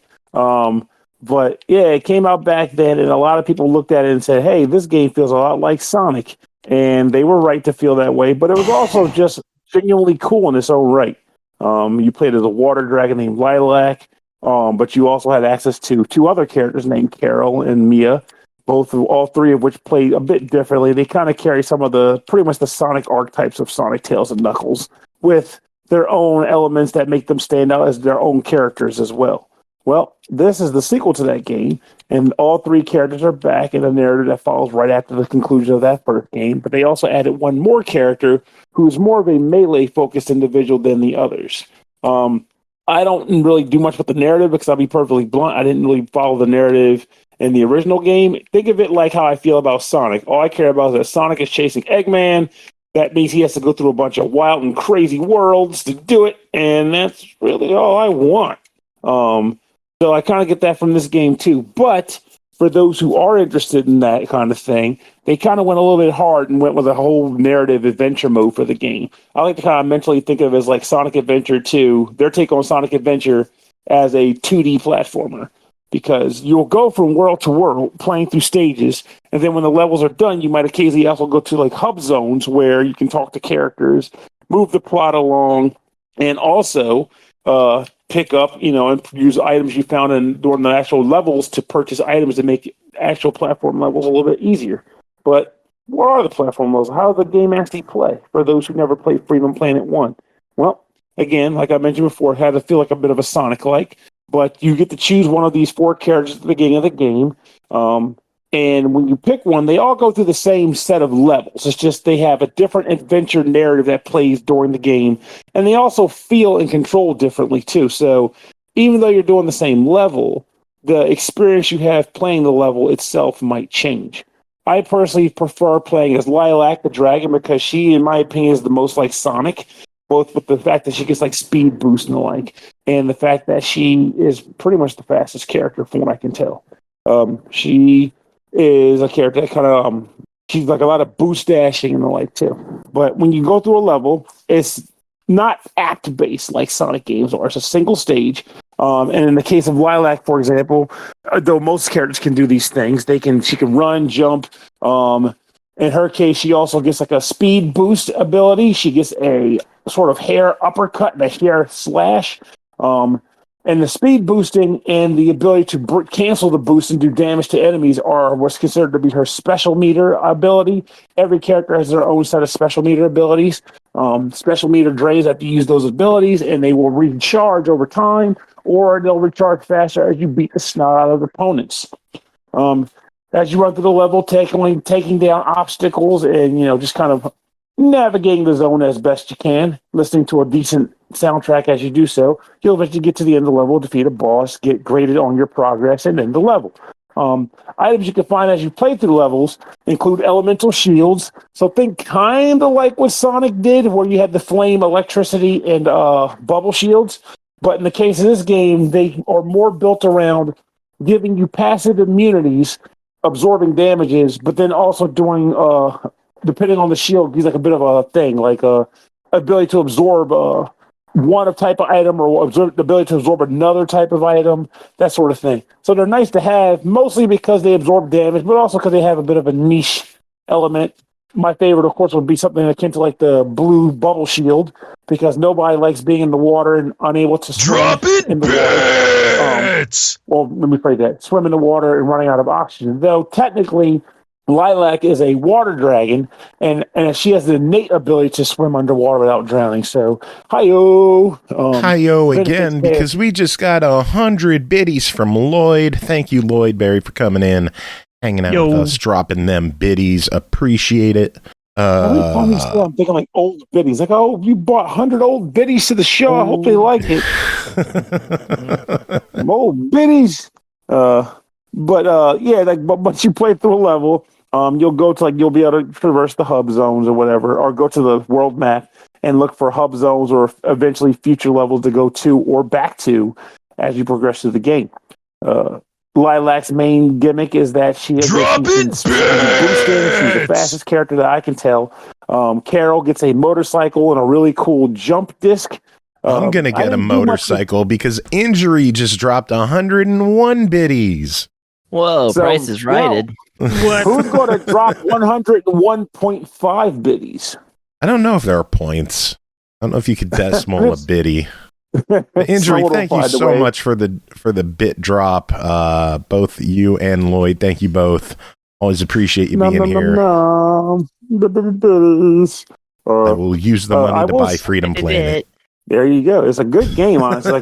There's not a ton to ramble about with the game. I mean, it's almost like talking about Sonic. I mean, what is Sonic? He runs, he jumps, he plays, he grows and goes on trips. But the things that last forever. And a fucking because Lloyd just subbed for the 19th month. Oh, what is happening? We are getting close to a hype train. People, if you've been sitting on a Prime sub, feel free to drop it. You'll get a bunch of cool emotes. If you're sitting on a $5 footlong, do not drop it because those things are rare and probably expired right now. Yeah, $5 footlongs are like $7.49 now. Yeah, and it's depressing. Like, what happened to our economy? The good shit, love it, the delicious stuff. But I want the $5 footlong, damn it. Anyway, I feel as though Freedom Planet 2 is a great game. The different characters provide a bit of variety to your experience as you play through levels. I do wish the levels were unique to each character to kind of focus heavily on the way. To focus heavily on hype train incoming because Trash Rando just subbed for the 15th month. Oh wow! I just heard a sound effect. I don't know what that sound effect was, but I just made it up. It was interesting. Oh bored. I have no clue what that sound effect I heard just was. I wonder if it was because I got a hype train. Like it's never happened before. It's like that. Bam. It hasn't. Like Twitch has all these new sounds that I've never heard before, and I don't know where they come from or how to get rid of them. But whatever. Well, hype trains. You don't want to lose them. You want to believe the hype train. We need a choo choo sound effect. I wonder if there's any choo choo sound effects on the Discord soundboard that I could find. Just get Ralph Wiggum. He'll do it for free. I got one of those train whistles. If you want me to blow that, do it. Choo, let me see if you can hear it on there. You got to choo choo choo. There it is, the soul choo choo. I will say my only general gripes I had as I played the game, which is I'll admit is a normal thing for me as I play games like this, it's mostly like Sonic-y types, is the fact that I wish that the game would pan out when you're running quickly. I noticed it happen one or two times while I was playing as Lilac, and I was like, oh my god, I think this is going to be it. And it's like, nah, this is just what they do for cinematic effect. But truthfully, panning out a game like this, when your characters are running fast, can only make it better for you. Either pan the game out or shift the camera so that your character is at the far left of the screen when it's clear they're picking up speed to give you more time to react to stuff ahead of you. But that, and I do kind of wish the levels sometimes were a little shorter because, I kind of want to wrap a level up in like 5 minutes if I can. Basically saying if I'm skilled enough, I should be able to wrap it up within like 2 minutes or 3 minutes, but the first run through should take you 5 or 6. But it doesn't make the game bad. It just means I'm like, man, this level is long as balls. But I think this game is fantastic. It's a great improvement to what the first Freedom Planet was. And I feel as though this game is easily what you got to do the thing you do. Well, it's $25. Give us your verdict. I believe this is a game worthy of a buy. It's great. If anything, it just kind of blew my mind. We were like, hey, you want to review Freedom Planet 2? I was like, wait a minute. The first one came out like a decade ago. It's like, hey, but a decade worth the wait because this is a solid release and give it a go. I was like, you want to play Freedom Planet 2? And you're like, what? The other one's a decade ago. And the game is like... Exactly like that. Gotta find a way to get that soundboard involved. Oh, shit. That's the gibberish effect where it's like, what the hell did you just say? All right. Well, I guess that is it for that game. Andy, I totally forgot to let you get going after the last review because No worries, bro. I'm a goofball. So, Andy, do you have any final words? We'll let you get going now. It's You all might want good. to hang out. Maybe I was he gonna hang wanted out, to but hang out. I can hear the kids in the other room screaming at mom. So Oh. Yeah, go handle the kids. Invite them on the show. They might have fun. they would just like scream poop or fart They into would the learn new microphone. words. Welcome to I am on the SML show. We podcast. cannot have children on the show. But no, it was awesome. Thanks for the review game. Inkbound is awesome. Go pick it up and pick up all these other games if they have good reviews for them. Yeah, just only if they have good reviews. If they Only don't, if they have good reviews. Because if they Forget 'em. don't, Yeah, good all right, to see Andy, you have guys. yourself a good one, and we'll as well. chat with you again soon. Sounds great. Later, guys. Peace. later. Bye. Nighty night. Yay, yay. All right, next game to talk about, Withering Rooms, developed by Moonless, Formless, published by Perp Games, released April 5th on Series X and S, PS5, and PC for $24.99. Take on the role of a young nightingale in this challenging 2.5D RPG that draws inspiration from roguelikes, souls-likes, and classic survival horror games. Our friend Horror Acolyte wrote in a review of this one, and Aki is going to read it. Aki, take it away. What's going on here? Okay, Withering Rooms is a 2.5D horror RPG that is an amalgamation of several other genres, including roguelites and souls-likes. You awaken as Nightingale, a poor young girl who has become the newest resident at Muslin House, a Welsh asylum in 1892. It's setting out to cure all of its residents of their psychological ailments. In other words, bad things be happening, in case any of you don't know. Shortly after waking, you run into Margaret Blackett, that's probably right, the administrator of the asylum, and also the daughter of its current owner. Nepotism. Gotta love it. She tells you that you are in a collective lucid dream state with all the other residents of the asylum. She explains the general rules of this dream state, or the dreaming, and that It's a good band. there are... Huh? The Dreaming, it's a band. Oh, I didn't know that. Thank you. And that there are no clear methods of escape, i.e. you be fucked. The only certainty is that death is not an escape. Upon dying, you reawaken into the dreaming, with the house having reconfigured itself, but keeping a generalized format. It is also revealed that magic in this dream world is very real, but comes with a price. After a brief encounter with a coven of witches, it leaves you immolated?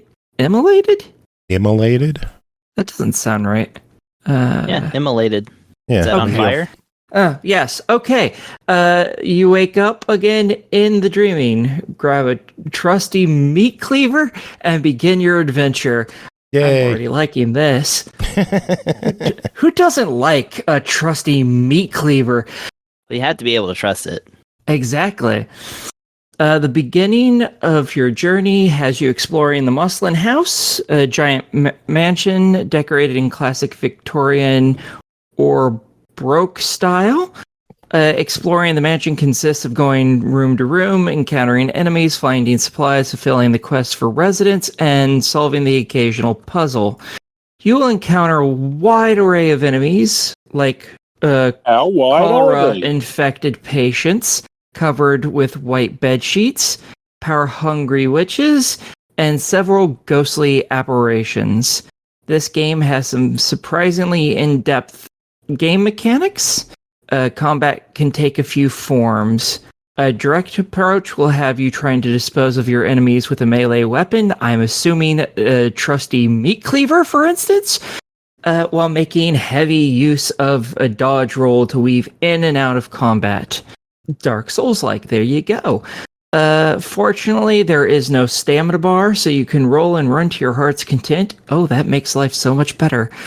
You can also utilize spells and throwable items if you want to keep your distance. If you find an enemy that appears to be too powerful, the best strategy may be to avoid it entirely or run and hide if things get too out of hand. Wither rooms contains several stealth mechanics, including crouch walking, hiding in and under furniture, and the ability to look through keyholes to see what threats await you on the other side of the door. Be careful not to make too much noise, as enemies will follow you through doors, which starts off as a 1v1 encounter, can quickly turn into several enemies hunting you down from room to room, i.e. that is the point where you are fucked. Not only do you have to keep track of your health bar, but your character and enemies have various tolerance levels for status effects such as curse, bleed, poison, and poise, which is essentially a stun mechanic. If these tolerance levels are breached, the characters will be subject to additional health damage or temporary stunned in the case of poise. Defeating an enemy once will allow you to gain insight into the exact stats of the enemy and also reward you with coins and offerings. During exploration, you will find lots of items, and I mean a lot. These items come in many forms, including health items, crafting materials, and equipment. Equipment includes weapons, armor, jewelry, and other trinkets. Your equipment can be used to tailor your loadout to attack or defend against specific damage types. The game allows for a good level of strategy while trying to utilize equipment combinations to exploit enemy weaknesses. Crafting material can be used to make health items, throwable combat items, or spells. Spells offer an interesting risk-reward system. While they can be very useful in combat, they all cause your character to take curse damage upon casting. Thus, using too many spells consecutively can result in an untimely demise. Some spells allow you to animate suits of armor, sling fire, or give your character additional temporary health. The curse bar is not only an important element for combat, but exploration as well. Certain areas in the map will only be revealed or become accessible when your character reach a certain curse threshold. I.e., you gotta fuck yourself up to see the entire map. Have fun. The more you become cursed, the more the appearance of the map will shift. The lovely Victorian mansion will slowly transition to rusted and rotted walls, decorated with disturbing statues, or a lovely stroll through a garden maze will be met with a forecast of blood raining from above. Sweet. Overall, the course of the game, you will gain access to several vendors to purchase items and equipment, as well as the ability to level up your character. Leveling up your character costs increasing amounts of gold and offerings per level, with each level allowing you to increase one character stat. Now it's time to talk about death, because that is the only thing that is certain in this world. Which will surely come sooner or later. Not only does the house slightly reconfigure itself and enemies revive upon death, but you also lose most of your items, cause fuck you. There are some exceptions. Some items are permanent and will always stay in your inventory. You will also gain the ability to upgrade a number of remembered items from night to night. Which I assume means that you can put some stuff into this and you get to keep it for when you die at least once. Very small spoiler warning. Early in the game, you will learn that the cause of this dreaming phenomenon is an ancient idol that recreates locations and individuals that it has previously come in contact with, which is not only limited to the Muslin house, but its residents. There are still a number of mysteries to uncover surrounding the idol and the residents of the dreaming. You will encounter numerous quirky characters who each have their own perception of the events unfolding and their own motivations towards the idol and the dreaming world. The narrative is chapter-based and is pushed forward by completing quests for residents, Putting your faith in one individual may conflict with the ideas of another, so be careful who you trust, because some of them are jackasses. Not everyone wants to leave the dreaming, and some are not even sure if they are still alive in the world even. Because, again, house for crazy people. Other than character interactions, you also find numerous readable notes littered throughout the world that will add a lot of context to the story. Most of the puzzles in the game are fairly straightforward, at least when it comes to those that progress the story. The visuals in this game are exceptional, in my opinion, one of the best parts of the game, in combination with a great score that maintains a creepy but alluring atmosphere throughout the experience. Enemies look fantastic and are quite detailed, save for maybe a few attack animations. Each environment is distinct enough that exploring every area thoroughly feels worthwhile, especially when the map becomes altered due to cursed status, which just tells me you should just get as cursed as possible immediately and then go have fun. Combat is challenging but rewarding. There are tons of items and equipment that allow you to strategize and find a character build that works for you. If the game seems too challenging, there is an option to lower it for those who are wanting to focus on the story over stressful combat encounters. In other words, me and Joe.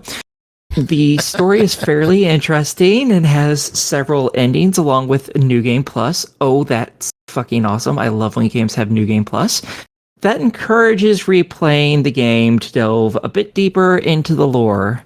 If you look at the level of care put into this game, you might be shocked to learn that it was made by a solo dev, which is crazy. I always love when games are made by a solo person.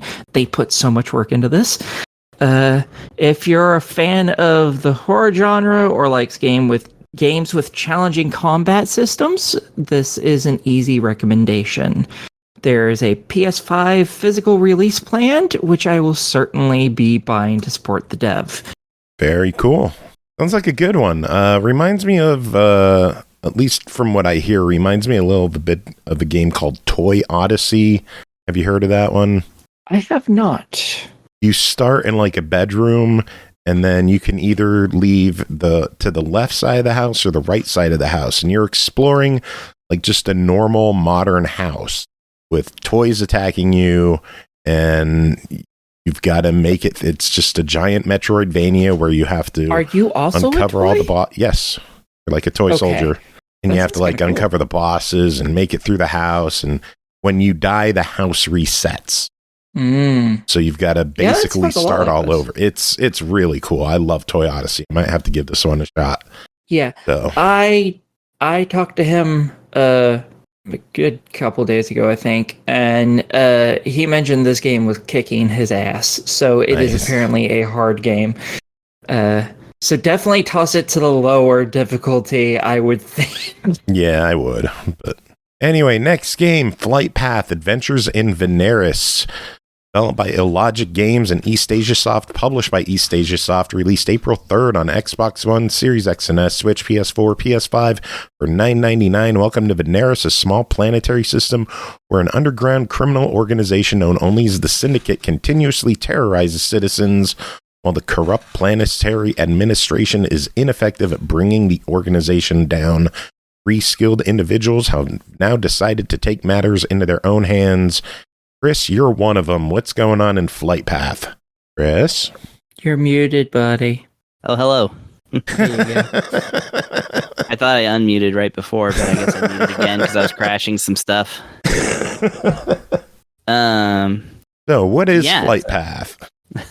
Let's see if I can remember that super articulate description that I was giving before I unmuted myself.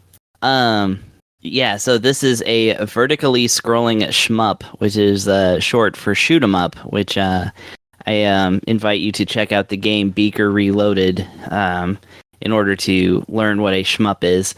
But basically, this is one that is kind of a focus on, that has a little bit of a focus on storytelling, in that you pick from one of three different characters. Each character, there's a man, a woman, and a bunny.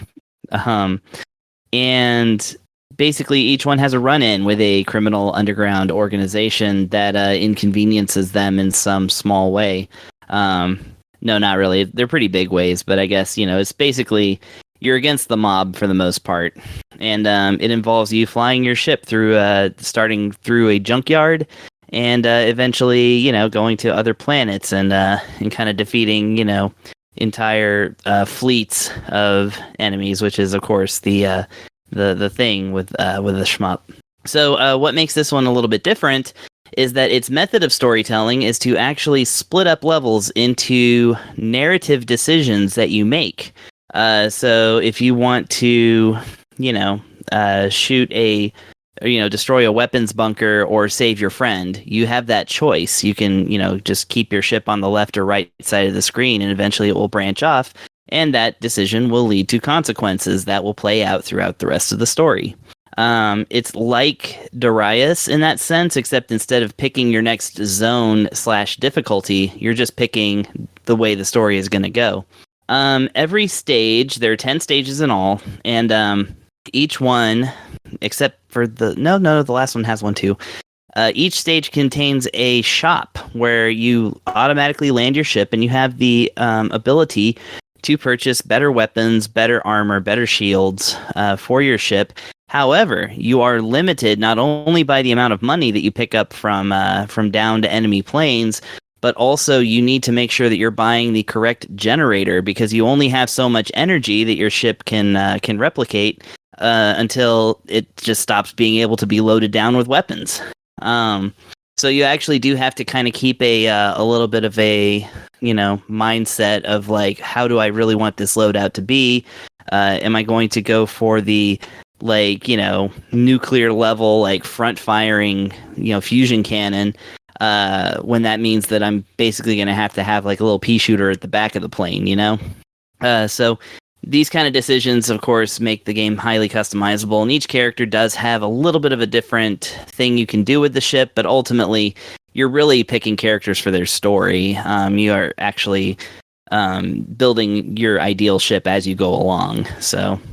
there's only a couple of noticeable differences between the characters that I noted. So yeah, you basically it's pretty cool. Like I said, the story is entirely text based. It kind of acts like a visual novel in that sense, but they're not long scenes. It's just like I said, what decisions you make will affect the outcome all throughout the story. And the kind of cool thing is, once you beat the game, which I did. You are shown your flight path at the end, which actually shows you all the decisions that you made in your playthrough, so that it's right there for a convenient reference. So the next time you go through, you can maybe make opposite decisions or try something new. So that lends this game a whole lot of replayability, which is good because shmups are meant to be replayed. You never play a shmup just once, unless it sucks. Thankfully, this one doesn't suck, except there are some performance issues. Uh-oh. Yeah, so I'm going to go over those briefly.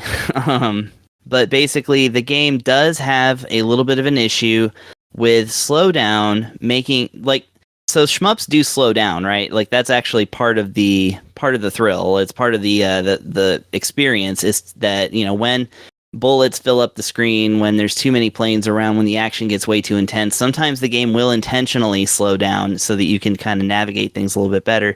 Sometimes you have control over the situation.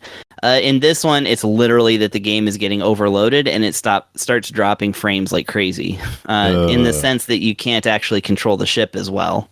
No. So it's not the good kind of slowdown that we look for. It's the bad kind of slowdown that makes us, very frustrated. It doesn't happen all the time, but it does happen consistently throughout playthroughs. I've played. Wonder if this that's a Switch issue or if it's also there on Xbox and PlayStation. Well, I mean, I can say this is not this game is not a huge processing monster. I mean, it's pretty low res for even what it is, and I'll actually find out right quick for you what the size of the game even is, because I remember it not being. I think it's like 1 gigabyte. Anyways, all this to say, it gets worse because I actually, in the playthrough that I started when this podcast started, this is a 277 megabyte game, so it's not a Switch issue. A Switch can handle that. But yeah, it's that through one of the bonus worlds, the level actually did break. That is to say, I am right now. I have the game unpaused. My ship is just flying in blackness. It's just a void, and it's been running like this since the early part of Aki's reading of the email. So it's 15 minutes now. It's just going in a straight line. You can control the ship still, but there's no level. You just have to. At this point, I have to back out and just start that level over. Now, the cool thing is that the game does autosave, and you do get to pick from whatever level you like based on your continue. So it's not like this is a great loss, but I have literally never had a shmup actually lose the level like in a Switch game. That is to say, the level is lost. I don't know where it is. I have to leave the game to find it. So yeah, there's clearly some bugginess to this, and again, it's got some slowdown that I don't approve of. However, the game is nice, it's charming, it's well written, and I think it's actually very fun. But I do stress to EastAsiasoft, or you said it's EastAsiasoft, right? Yep. Yeah, please give this one another round of QA if you don't mind. Maybe patch it up a little bit. I know it's a $10 game, but we don't want $10 games breaking. That's not cool. Yeah. So $10 your official verdict.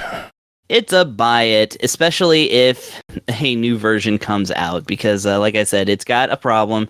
Now, again, I got through my first playthrough with only the slowdown mentioned before, and this losing the entire level is perhaps anomalous, but it definitely happened. So, I would urge people to approach with caution, but if once the game is stable and functional, then it's very fun, and I definitely recommend it. Cool. All right, well, we got one final game to talk about tonight. That is called Beat Slayer, developed by ByteRockers Games, published by ByteRockers Games and Paras Games. Released April 4th on Steam for $19.99. Beat Slayer is a roguelike hack and slay game like no other. Instead of just being in the background, the music takes center stage. Join Mia, a badass music lover and crafty tinkerer, as she battles hordes of robots in a dystopian 90s-inspired Berlin. Only one rule: stay on beat. Pernell and Aki, both of you played this. Pernell, how about you start off? What is Beat Slayer?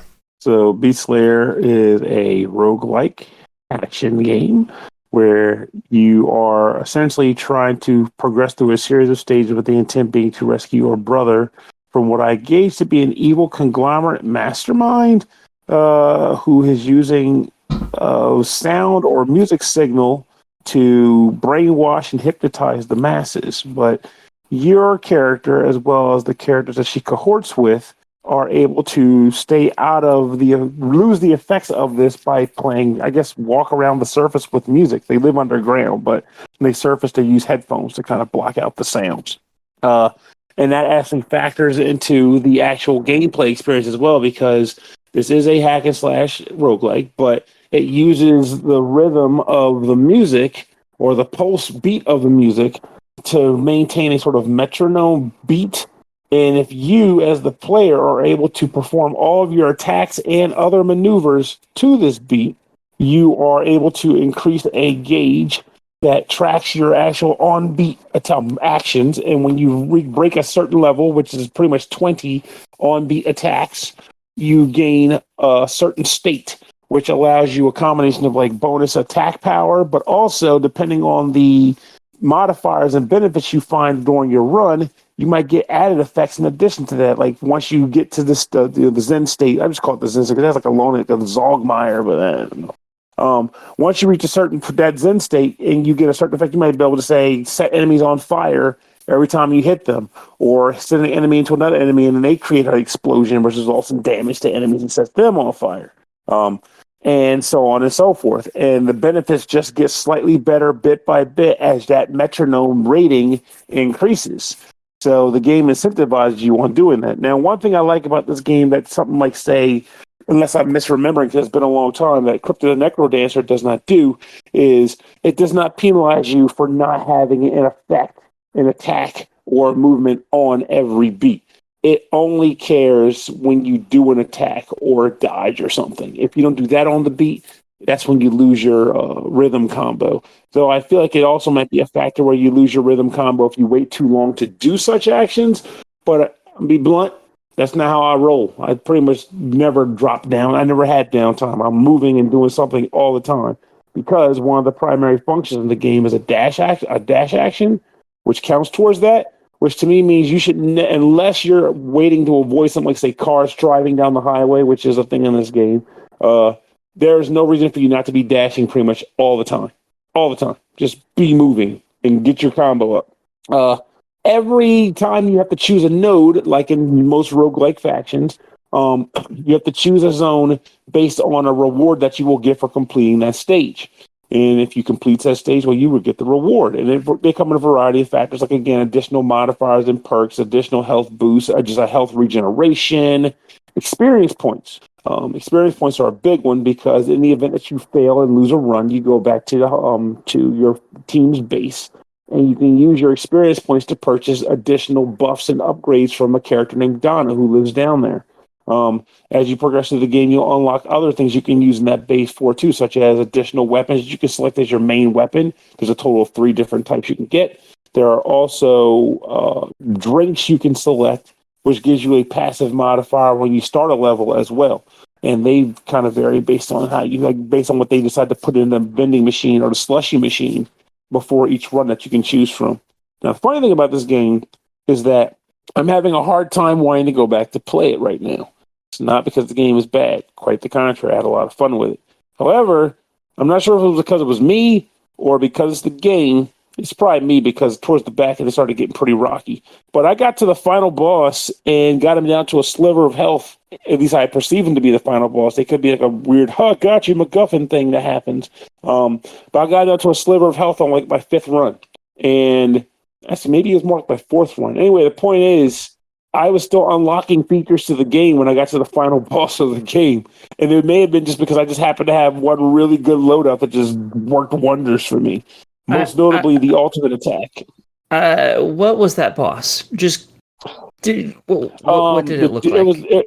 It was a dude in a suit, and there was a lot of bullet hell. You may have actually reached the last boss then. Never mind. You did so much better than I did. Oh, so now it's time. I want to hear what you got to say now, because I'm curious. I thoroughly enjoyed the game. I put around 4 hours into it. I really like the main character. The voice actor does a fantastic job. She is fantastic. There's a lot of idle stuff that she says too if you just leave your character sitting around, which is some of the cutest things I've ever heard, because she'll like pretend to fight things and like announce her moves, like dodge, and an uppercut and stuff like that, and it's just adorable. The combat's really fun. A lot of pop culture references too. Yes, so many. The combat's really fun. The moment I got the second weapon, I switched to that, and I've stuck with that. I never unlocked the third one. The second one is easily my favorite. You start off with a sword. After you get a certain way into the game, you unlock another 2 different weapons at 2 different points. One's a hammer, and one I think is a throwing disc, I believe. And the hammer the hammer is god tier. I can't imagine the throwing disc is even halfway as good, because the hammer's just OP as shit. And I figured out the abilities and stuff that I really liked. I figured out I really like the fire, so I got there's a bunch of upgrades as mentioned that you can buy, and one of them you can buy gives you an increased chance of coming across certain elemental types. And I chose the fire one because it is also god tier. Especially when you mix it with the hammer, it becomes ridiculous. I got stuck on the second of 3 or 4 bosses. I don't know exactly how many. I think there's 3. I got stuck on the second one, kept dying to it, and then I had to obviously do more runs, and in one of the runs, the game crashed on me. I started it again, loaded my save. It kept me, not quite as far into the run as I was when it crashed. And then it crashed a second time, and it corrupted my save utterly and completely. Oh, no. And I had to delete my save, and now if I want to play it, I have to play it from the very beginning, which kind of sucks. But, other than that, I had a lot of fun. I do want to ask related to that, because I had a similar effect happen once, not the loss of file and all, but I had one crash. But it might be because I was playing on Steam Deck, because when you start the game, it gives you a choice between the Vulkan API and the regular just loading the game up. And that might I don't know also what be those something. are. So, my crash happened when I played with the regular version, but when I selected Vulkan API on load up, I never had that problem again. Whether or not that was just coincidental or not, I don't know. But hopefully the dev is hearing this and they can give us some feedback on that. Yeah, I didn't know what those two things were, so I just left it at the normal one, because I was like, I don't know what Vulkan API fucking means. So yeah, I don't blame you. It's probably just a build or something. Yeah, but the game's really fun. Like, other than the fact that I lost the 4 hours of... Basically, I played it just this morning, and I played it for 4 hours straight. And I just went to the Steam page to look for, like, if anyone was having issues with it. Like, someone's having a save corrupted bug. Author Dark Meek is on fire. yeah, it was me. It was you. There is another couple of glitches with the game currently that it seems like all of these glitches are just, they happen to just random people at random. So hopefully they'll be fixed and everything will be good. They really need to allow you to make multiple saves, so if one corrupts, it doesn't fuck everything, because that really sucks. That blows the good thing is, Aki, is you'll have a chance to talk to the devs on Thursday when we talk to the devs. So. Yeah, I'm gonna see if they can create a custom save for me. That was basically where I was, because I remember every upgrade I bought. Since it was all done this morning, I know exactly what all I had. So hopefully they can make a custom save for me that I can just put in wherever it needs to go, and then I can hopefully get to the end of the game. I doubt I'm going to get it in any run anytime soon, because I'm not as good at the game. You do not need to do it by the beat. The beat does increase the damage you do, but I suck at that. So I got as far as I did with like nothing. So you never got to past the 20 and got the bonus stat. I've gotten there. I've gotten to 367 before, but that happened once, and usually I'm lucky if I can get it to like 25. Yeah. See, one day because I saw there's achievements for getting it to a certain number. 20 is what you are required to get to go into your flow state. They use some weird word. But there's two different achievements for getting to a higher number than that. One for getting to 50 and one for getting to 100. I didn't know if there was more, so I decided just to go as far as I could, and I got to 367. And I did that by leaving one little shitty character alive, and instead of attacking, I just dashed instead, because if you do that to the beat, it also counts. And okay, that explains a lot. I was wondering how the hell she gets so high. That explains it took forever, because I failed so many times. I'm bad at rhythm games, y'all. So, and I've gotten to boss 2 numerous times without too much trouble. You don't have fuck the beat. You don't have to worry about it. Just kick the shit out of things and use the hammer, and you'll be okay. So you don't have to worry that, I'm not good at rhythm games. I don't know if I can play this game. It doesn't matter. It helps a lot, but you can still required. Do this. That's yeah.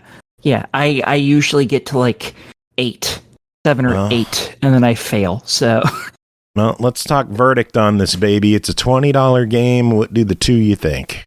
I think it's an easy buy recommendation by far. Like, I had a lot of fun with it. And my reason for not going back anytime soon is not because of a dislike. It's just the general salt of being at the very last boss on an early run and losing when he had like a 1/12 of his health bar left. Like, how the hell does that happen? It hurts my soul you were able to get there in 5 runs. Jesus Christ. I was on like run 7 or 8 when my save got destroyed. I think it was just I may have just gotten really lucky with my loadout. Like I had that toxic kick. I had I was setting people on fire constantly, and I was getting into the point where I was getting currywurst at like a 40% increase rate, and currywurst was giving me energy boost. It was ridiculous. I was going to town, and it felt good. Right. I very much agree. I think it's totally worth buying. However, I would currently wait for maybe a patch or 2 to go through, just so they can iron out all the kinks, because you really don't want to put 4 hours into the game and then have all that, work go straight to shit. So, well, hopefully when we talk to them on Thursday, you'll be able to let them know, and hopefully they'll have an answer for you. But that'll be next episode. We'll have more on this game on the next episode, so stay tuned for that. But for now, that's it for this episode. We made it through. Thanks to y'alls for being here, hanging out with me. Big thanks to Brooke and Andy for coming on, doing their thing. Massive thanks to Deb for coming on and chatting with us. Rooster will be out next year, aiming for January. Wishlist it on Steam and check that out. Music this episode, we talked about Inkbound, so we're going to play something from EarthBound, because that's what I do on this show. I find ways to play EarthBound music. Always good. I'm going to go play a game about poop. Conquer. That's a good game. No. You'll find out next week. Does anyone have any final words? 2 games about poop. I feel like that's there's your final the words to go out on. I played 2 games about poop. There it is. It was like, you'll find out next time.